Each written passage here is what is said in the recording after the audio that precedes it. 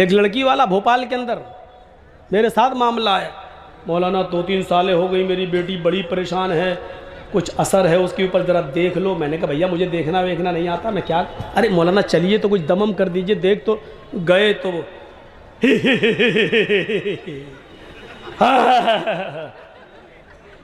मैंने कहा यार ये तो बड़ी आंखें फाड़ रही है, कहीं कच्चा ना चबा जाए। क्या है, अपने बाप से कहती किसको लाया है, बड़े बड़े आ गए कुछ नहीं कर पाए, ये कल का लौंडा ये क्या करेगा। मैंने कहा यार ये तो अभी सुना रही है उल्टी सीधी। मैंने भी एक अंधेरे में तीर मारा, मालूम तो था नहीं लेकिन अंधेरे में तीर मारा। मैंने कहा यहाँ अपनी कमज़ोरी साबित मत करो।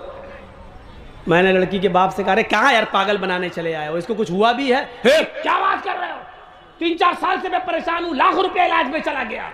मैंने कहा ये तो बेवकूफ़ बना रही, इसको कुछ हुआ ही नहीं है। कहते क्या बात कर रहे हो। मैंने कहा सुनो, उसके कान में मैंने कहा लड़की के बाप से तुम्हारी बेटी जिस लड़के से शादी करना चाहती है तुम्हें एतराज़ है। क्या बात कर रहे हो।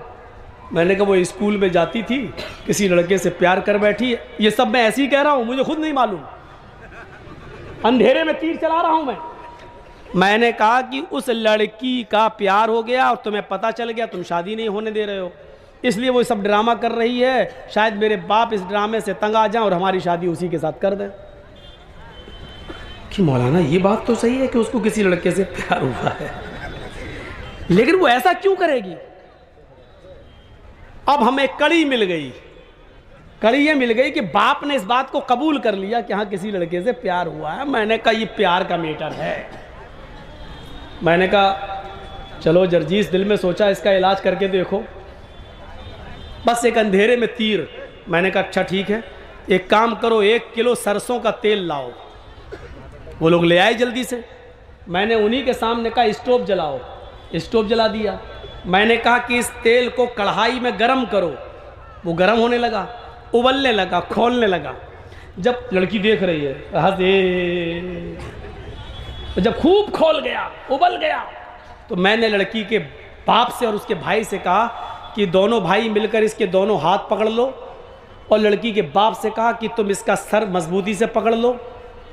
बोले क्या करोगे। मैंने कहा मैं बताता हूँ। मैंने कटोरी में ऐसे तेल लिया और मैंने आगे बढ़ा, खोलता हुआ तेल। कहने लगे क्या करोगे। मैंने कहा वो इस लड़की के कान में मैं डालूंगा ये तेल। बोले क्यों। मैंने कहा जो शैतान इसके अंदर घुसा हुआ है वो कान और आंख के रास्ते से अभी निकल के भागता, तुम देखिएगा। मैं इस लड़की के कान में डालता हूँ ये तेल, खोलता हूँ, पकड़ो कस के। जैसे हम लेके आगे बढ़े, हमने कहा पकड़ो पकड़ो। हमने कहा इस लड़की को कुछ नहीं होगा, वो जिन्नात भागेगा जो इसके अंदर है, पकड़ो। उन लोगों ने मजबूती से पकड़ा और जैसे ही मैं करीब गया वो कहती ए मौलवी क्या कर रहा, मुझे कुछ नहीं हुआ, मुझे कुछ नहीं हुआ। अबे मेरे कान फाड़ेगा, मेरे पर्दे फाड़ेगा, अरे मुझे कुछ नहीं हुआ। मैंने कहा देखो ये तो कह रही कुछ नहीं हुआ।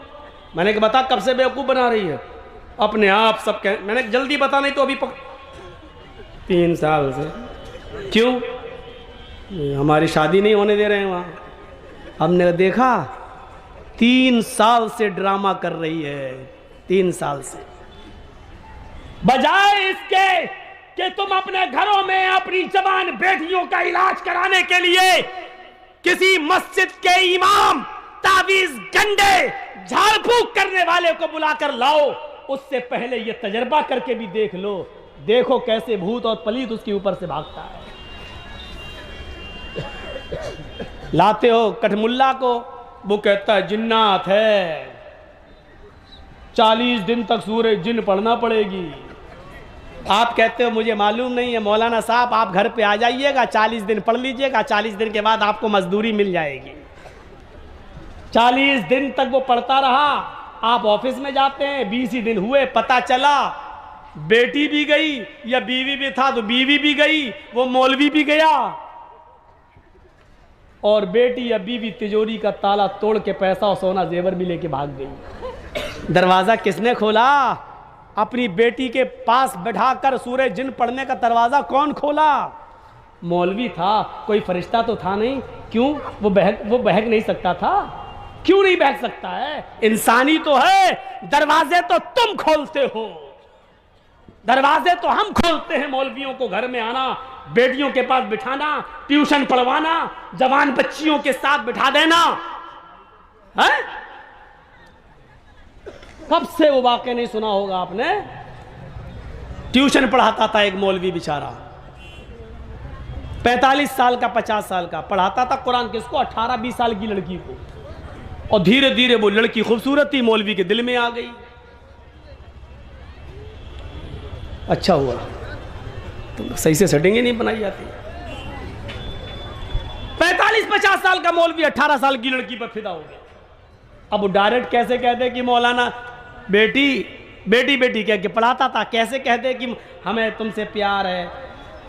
उसने वजीफा करा, सिफली अमल करा और खाने पीने की किसी चीज पर फूंकता रहा 11 दिन तक, फू फू फू फू, सिफली अमल।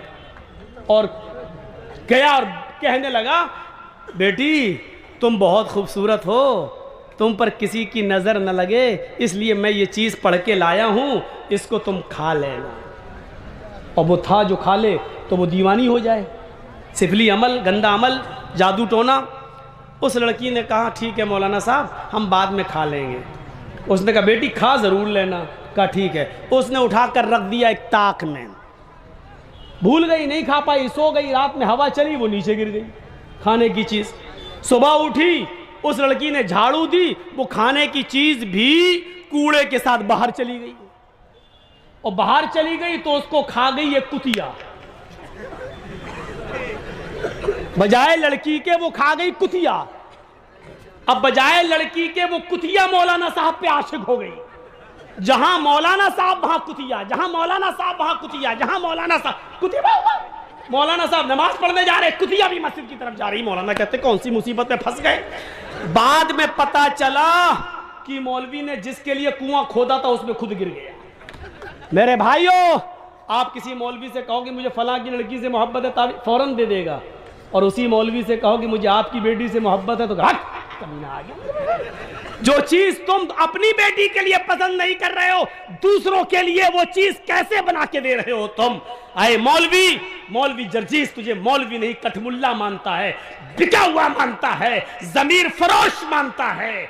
मौलवी जर्जीस की नजर में तेरी कोई औकात नहीं है। मेरे भाइयों, ये ज़िम्नन बातें आ गई।